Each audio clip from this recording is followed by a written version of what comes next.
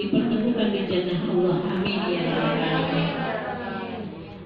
Salawat dan salam mari kita kirimkan kepada Nabi kita Muhammad sallallahu alaihi wasallam. Allahumma shalli wa sallim wa barik alaihi. Sebelumnya saya memohon maaf yang sebesar-besarnya berkaitan dengan saya datang ini di samping kunjungan dapil, artinya ada satu program saya harus menghadiri Rakerwil PKS Partai Keadilan Sejahtera Sulawesi Tengah, dan saya memang harus bertatap muka dengan ibu-ibu pada sore hari ini. Tetapi jadwal yang kita rencanakan tanggal jam 2 ternyata meleset dan ibu-ibu harus menunggu begitu lamanya. Di tempat ini saya mohon maaf yang sebesar-besarnya. Al-insan bitafsir wallah bitakdir. Manusia punya rencana tetapi ketakdiran ketentuan ialah dari tangan Allah Subhanahu wa taala.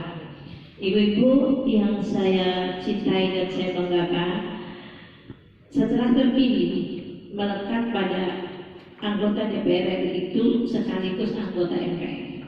Jadi anggota DPR RI itu anggota MPR. Ya, tidak semua anggota MPR itu anggota DPR RI, karena di dalam anggota DPR itu ada DPR RI dan ada DPD.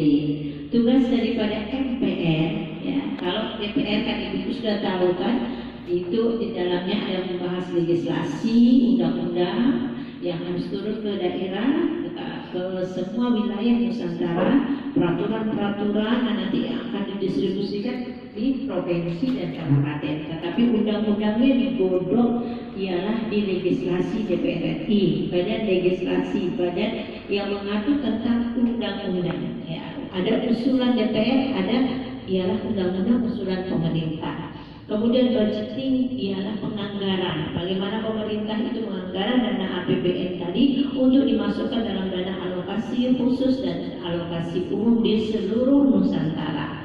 Kemudian controlling, anggota dewan juga mengontrol sejauh mana anggaran yang turun ke dapilnya, anggaran yang turun ke daerah. Kalau tidak ada dia harus teriak, dia harus menyampaikan dan dia mengawal apakah benar program-program itu sampai ke daerah, sehingga ada kunjungan anggota DPR untuk kunjungan ke bupati, kemudian gubernur, SKPD terkait. Dan terakhir ialah diplomasi. Kalau di DPR pusat DPR ya diplomasi, di mana kita menghubungkan antara satu negara kepada negara yang lain tentang bagaimana tenaga kerja kita yang ada di luar negeri, keselamatannya, kemudian perlindungannya, kemudian pemerintah harus hadir untuk mereka dan lain sebagainya. Di samping itu, anggota DPR melekat juga menjadi anggota MPR, Majelis Permusyawaratan Rakyat. Salah satu tugas anggota MPR yaitu mensosialisasikan tentang program 4 pilar. Ini harus ditahu, tidak hanya anak SMA, tidak hanya anak-anak kuliah, tidak hanya anak SD kelas 6, ya, tetapi ibu-ibu majelis taklim juga harus tahu apa sih itu 4 pilar, ya, karena sekarang kita juga harus melek semuanya. 4 pilar kita sudah tahu ialah penyangga. Jadi negara kita ini punya pilar, ternyata bukan hanya rumah saja yang punya pilar. Karena bangunan kalau tidak ada tiang, tidak ada pilar, berarti bangunan ini diragukan kekuatannya. Bisa rubuh, bisa jatuh dan menimpa penghuni rumah itu. Negara membutuhkan pilar, membutuhkan tiang, membutuhkan penyangga. Supaya apa? Supaya negara kita menjadi negara yang kokoh, negara yang kuat. Ya. Tentu kita semua bercita-cita, khususnya kita umat Islam, dan saya yakin seluruh agama bercita-cita.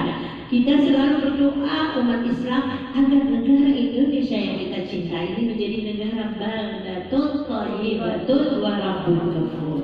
Bagaimana pemimpin-pemimpinnya adil bijaksana, tidak hanya dari pusat sampai gubernur, sampai kabupaten, sampai desa. Kita menginginkan itu. Kalau sudah itu, ya, maka Allah sudah berjanji dalam Al-Quran, walau anna ahlal qura amanu wattaqaw lafatahna 'alaihim barakatun minas sama'i wal ardh. Jika sekiranya penduduk negeri itu beriman dan bertakwa, Allah Subhanahu wa taala akan turunkan Allah rahmat dari langit dan di bumi, karena sudah beriman. Karena setiap saat mereka bekerja di siang hari, tetapi di malam hari mereka bermunajat kepada Allah, berdoa tentang bagaimana rakyatnya, tentang kalau ada yang sakit sembuhkan, kalau ada yang susah tolong dimudahkan. Bagaimana kita mengimpikan ya, mengharapkan pemimpin yang semacam itu. Tidak hanya bekerja di siang hari, tetapi di malam hari keluyuran. Bahkan mungkin tidak bekerja secara maksimal juga. Tentunya kita berharap punya pemimpin bercita-cita yang semacam itu. Karena kalau sudah begitu, maka Allah akan tunjukkan rahmat. Kalau rahmat yang datang berarti tidak ada lagi bala, tidak ada lagi bencana. Karena kalau di satu negeri ada pemimpin yang zalim, ya, maka tunggu balasan Allah SWT. Nah, balasan itu meskipun tidak yang melakukan segelintir, kemudian banyak umat Islam yang tidak melakukan, tetapi bala itu lil-am. Sehingga kita harus melek, kita harus paham, kita harus mafhum tentang segala sesuatu yang nantinya dampaknya akan ke kita. In ahsantum li anfusikum. Sesungguhnya apabila kamu berbuat baik, kata Allah, kamu itu sesungguhnya berbuat baik untuk dirimu. Ya, bukan nanti kita berbuat baik, tetapi kita berpikir, ya, wani piro dan lain sebagainya. Tetapi pada dasarnya kita berbuat baik, dampaknya nanti akan ke kita.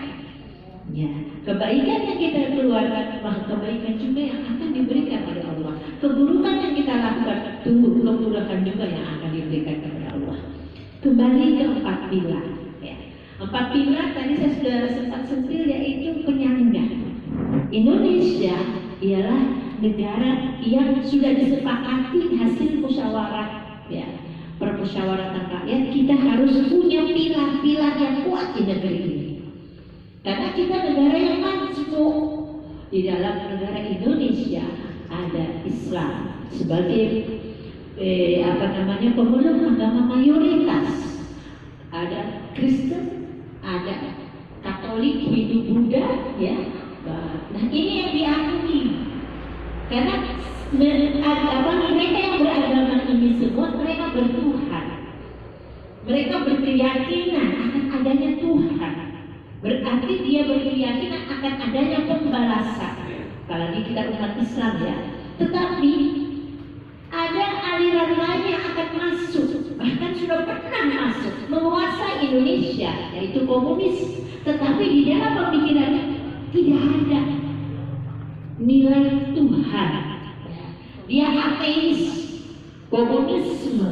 Nah, ini yang tidak sesuai dengan nilai-nilai dalam salah satu pilar yang ada di Indonesia.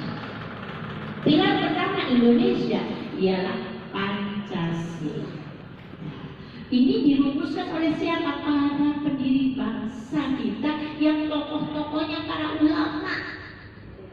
Ya, para ulama sudah berpikir jauh tentang pentingnya.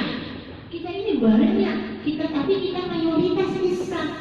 Karena kemajmukan ini jangan sampai akan menjadikan kita berantem satu sama lain. Tetapi bagaimana kemajmukan ini menjadikan kita semakin kaya, ya, akan hati berbangsa, bernegara, ya, sehingga mereka bersepakat. Wah, kalau begitu harus ada kesepakatan di dalam. Maka terjadilah pemikiran yang luar biasa, dirumuskan butir-butir Pancasila. Kenapa ketuhanan yang Maha Esa itu ditaruh di sila pertama? Karena yang lainnya Tuhan taruh di bawah. Maka pendiri bangsa yang mayoritas Islam tidak terima. Jangan. Ya, kita ini ada karena adanya Tuhan. Alam ini ada karena adanya yang menciptakan.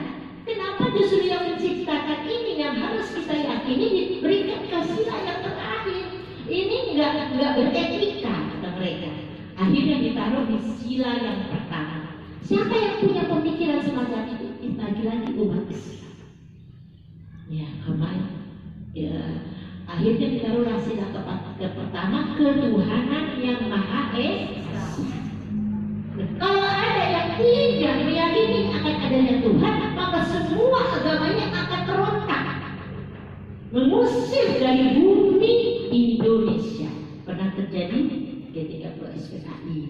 ya, serangan di Madiun, ya, pembunuhan para tokoh agama, ya, luar biasa. Karena bagi mereka harus ada kekuatan. Yang kuat itu yang benar. Ya, bagi mereka tidak ada pengadilan akhirat. Mereka tidak percaya akan intelektual di dalamnya. Sehingga ajaran-ajaran komunis tidak diterima di bumi Indonesia. Ya.